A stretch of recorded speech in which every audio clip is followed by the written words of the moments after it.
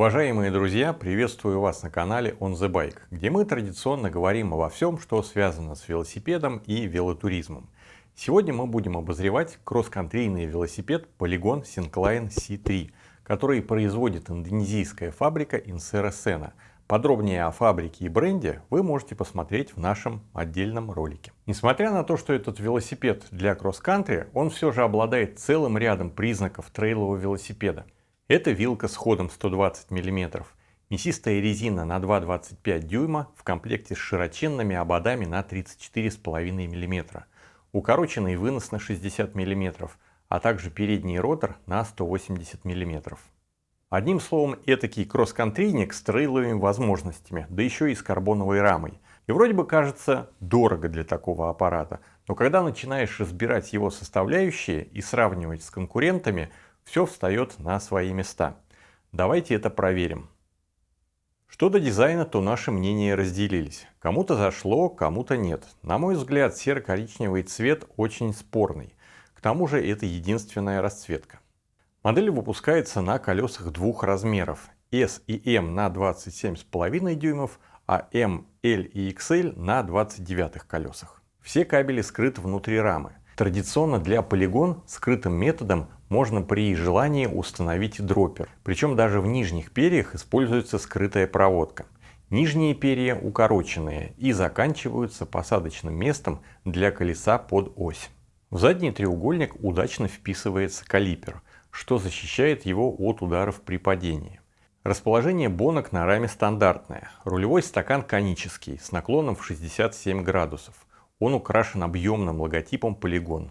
А теперь мое фи производителю. На таком аппарате могли бы не экономить и поставить хороший отбойник, как, например, на моделях Cisco.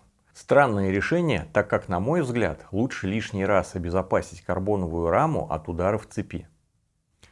Переходим ниже. Тут мы видим мощную 120 мм вилку RockShox Recon с воздушной пружиной и 32 мм ногами. Из настроек сверху присутствует блокировка хода на правой ноге и клапан воздушной камеры на левой. Снизу расположена регулировка скорости отскока. Шток вилки конический для увеличения прочности и жесткости. Безумно приятно видеть на вилке посадочное место под ось, которое в свою очередь обеспечивает дополнительную надежность за счет жесткости конструкции.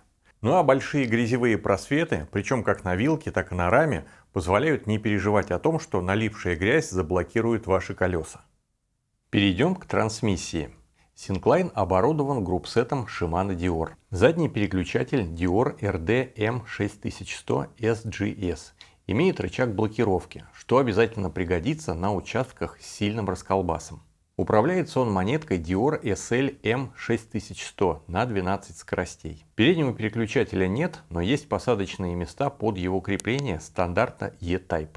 Система интегрированная несерийная FC MT510 с ведущей звездой Narrow White на 32 зуба и шатунами на 170 мм, а также кареткой стандарта PressFit BB MT500PA. Все это относится к группе Deore. Кассета Deore SC M6100 на 12 скоростей с диапазоном звезд 1051. Все это приводится в движение цепью KMC X12 с разъемным линком. Давайте теперь разберем тормозную систему. На тормозах здесь немного сэкономили, установив несерийные калиперы Shimano BR MT201 и тормозные ручки BL MT201, которые относятся к группе Acera. Тормозные диски Shimano SM RT10 с креплением стандарта Center Lock на 180 мм спереди и 160 мм сзади. Переходим к колесам. Напомню, что Syncline комплектуется двумя размерами колес в зависимости от размера рамы. Обода двойные на 32 спицы с отверстием под престо и шириной аж 34,5 мм, что явно указывает на их трейловую сущность. Увы, но больше ничего сказать о них мы не можем, так как на них нет абсолютно никакой информации, хотя на официальном сайте они значатся как Tubeless Ready. Было бы здорово, если это так и есть. Резина установлена от ВТБ, модель Trail Boss шириной 2,25 дюйма. Втулки бустированные от Shimano, спереди HB MT400, сзади FH MT510. Обе под оси, 32 спицы и с креплением диска под Center Lock. Теперь разберем кокпит. На велосипеде стоит руль Entity Expert длиной 740 мм и посадочным диаметром 31,8 мм. Он установлен на вынос Entity Expert длиной 60 мм с подъемом в 5 градусов. Под выносом имеются проставочные кольца, которые позволяют изменять высоту руля. Рулевая колонка коническая, интегрированная, Zero Stack, на закрытых подшипниках. Грипсы с грип-стопами, также от Entity Expert, двойной жесткости и с хорошим сцеплением. Седло Entity Void с выемкой по центру, чтобы райдер не испытывал давления в месте контакта с седлом.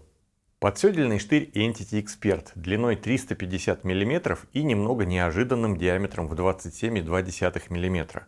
Очень хотелось бы здесь видеть как минимум 39 мм, так как именно это сечение предоставляет гораздо больше вариантов для установки дроппера, если он вам понадобится. Тем более, что под него предусмотрена скрытая прокладка кабеля. Подседельный хомут, естественно, с эксцентриком, для быстрой смены высоты седла, так как речь идет и о трейловом катании тоже. Педали алюминиевые, и это очень отрадно. Их можно установить как педальным ключом, так и шестигранником на 6 мм. Давайте теперь подведем итоги и вернемся к цене, а она не маленькая. Мы попытались найти конкурентов Синклайну с карбоновой рамой на осях, навеской от Dior на 12 скоростей, а также воздушной вилкой RockShox Recon. Результаты показали, что конкурентов в соотношении оборудования-цена не так уж и много, а если учесть наличие на складе, то и вовсе единицы. И это меня реально удивило. Это уже не первый обзор на велосипед Polygon, и раз от раза я натыкаюсь на действительно хорошее соотношение цены и качества этого бренда. Что ж, друзья, пишите в комментариях свое мнение об этом велосипеде. Надеемся, что обзор был вам полезен, и если это так, то не забывайте поставить лайк и подписаться на наш канал. А если нажмете на колокольчик, то не пропустите наши новые видео. Также нас можно найти ВКонтакте и в Telegram. Ссылки мы оставим под видео. Всего вам наилучшего, путешествуйте налегке и с комфортом.